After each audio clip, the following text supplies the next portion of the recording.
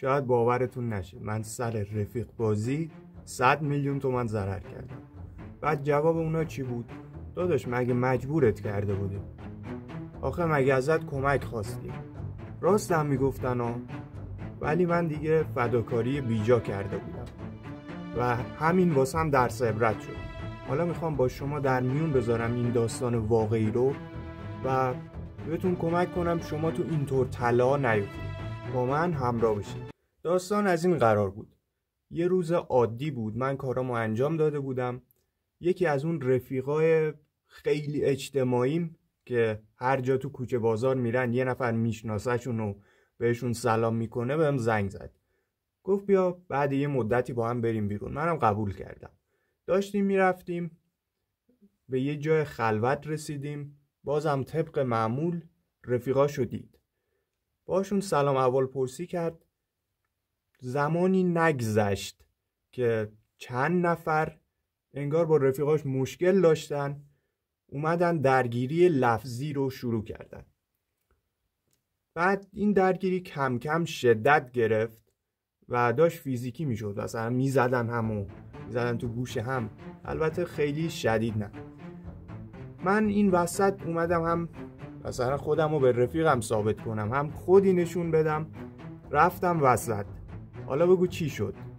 همه دست نگه داشتن، اون رفیقای رفیقم عقب نشینی کردن، اون دشمنا هم همه ریختن سر من. درگیری من با اون چند نفر شکل گرفت. من خیلی آسیب دیدم. یکی از اون افرادم از من بیشتر آسیب دید.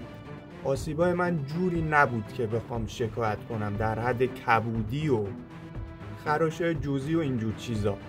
نمیخوام زیاد وارد جزئیات بشم. بعد اون یک نفری که خیلی آسیب دیده بود تصمیم گرفت از من شکایت کنه. بعد جالب اینجاست، اون افرادی که من ازشون جانبداری کردم حتی راضی نشدن بیان واسه من شهادت بدن، یعنی شاهد من بشن.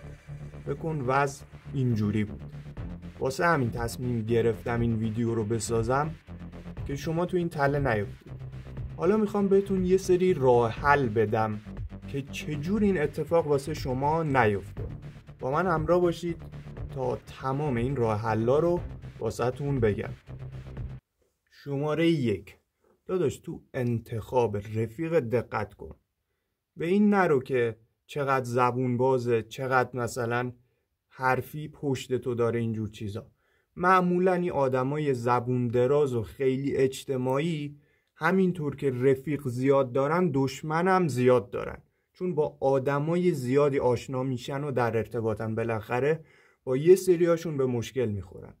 خب در انتخاب رفیق دقت کنید. رفیقتون بی‌حاشیه باشه، دنبال شر نباشه، از این استوریای چه میدونم لاتم فلان و اینجور چیزا نذاره.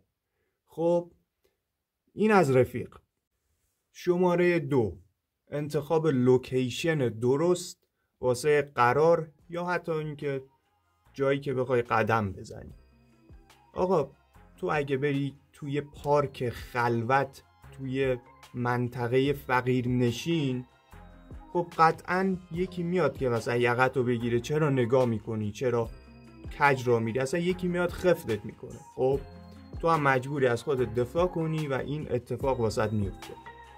پس میخوای بری بیرون، یه جای مناسب واسه یه بیرون رفتن انتخاب کن. مثلا یه کافه خوب، اگه میخوای با رلت بری یه کافه برو، حتما یه رستوران برو، یه جای مناسب برو. اگه میخوای پارک بری یه پارکی برو که خانواده توش بشینه، آدمای درست حسابی بیان اونجا، نه که مثلا یکی میاد گل میزنه و اینجور چیزا. خب معلومه تو همچین جایی قطعاً به مشکل میخوری. شماره 3، اینو در نظر بگیرید که درگیری در 99% مواقع قابل پیشگیریه. حالا میگید چجور؟ آقا تو شرایطش قرار نده خودتو. مثلا پیشگیری کن. شماره 3 اینه که پیشگیری کن. میبینی یه کوچه هست، خلوته، 2-3 نفر وایسادن، یکی داره اینجور زنجیر تکون میده، اون یکی مثلا یه خط انداخته تو سرش، اینجور چیزا دیگه از ظاهرشون مشخصه. آقا شده راتو کج کنی، از اونجا نرو. شده مثلا یه رو دیرتر حتی برسی خونه، از اون سمت نرو که اصلا تو شرایطش قرار نگیری که مجبور باشی جلو خودتو بگیری که درگیر نشی. خب این خیلی جالبه. تومه به نظر نیا، شماره 4 اینه. یعنی چی؟ آقا درسته میگیم مثلا باید سر به زیر باشی، دوری کنی و اینجور چیزا، اما اگه خیلی هم ضعیف به نظر بیای، این همین باعث میشه یه سری آدما فکر کنن از پس تو برمیاد. پس چه کار کنیم واسه این؟ یه راه حل داره. برو باشگاه بدنسازی، برو باشگاه رزمی، برو یه ورزشی که هیکلتو ورزیده تر کنه، ظاهرتو قوی تر نشون بده. حالا نه که لزوماً به خاطر اینکه بتونی درگیر بشی، همین که یکی جسارت اینو به خودش نده که بیاد با تو سرشاخ بشه. حالا به جز باشگاه رفتن میتونی با تغذیه و اینجور چیزا هم یه سری تغییرات تو ظاهر ایجاد کنی که یکم قوی تر به نظر بیاد. خب گزینه آخر که از همه بیشتر نیاز به تمرین داره، فرض کنیم آقا همه اینا رو ما رعایت کردیم، از کوچه‌های درست حسابی میریم، جای خلوت نمیریم، ظاهرمون خوبه، با کسی کار نداریم، باز هم یکی سبز میشه جلومون که میخواد با ما درگیر بشه. مطمئنم اینم پیش میاد واسه آدم، با اینکه احتمالش خیلی کمه. اینجا چه کار کنیم؟ آقا میگه بد نگاه میکنی بگو ببخشید. یعنی هر جور شده خودتو کوچیک کنی، درگیر نشو. آها میخوای درگیر بشی؟ آره مثلا این 40 کیلو استخون من میزنمش.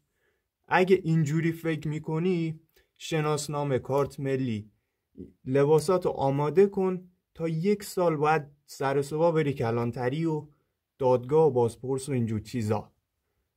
اینا رو من سرم اومده که دارم واسه تو میگم داداش، با دلسوزی هم دارم میگم.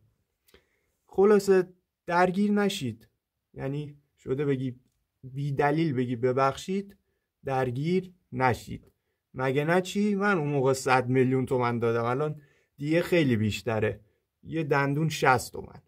مگه نه یه دعوای ساده که فکرشو نمی کنی قشنگ واسه بالای 100 میلیون تومن هزینه داره. مرسی که تا اینجا با من همراه بودی. من کلن ویدیوهایی میسازم در زمینه تجربیاتم که به شما کمک کنم و میخوام شما هم تجربیاتتون رو با من در اشتراک بذاری. اگه همچین موردایی واسه شما پیش اومده حتما تو کامنت ها بگید.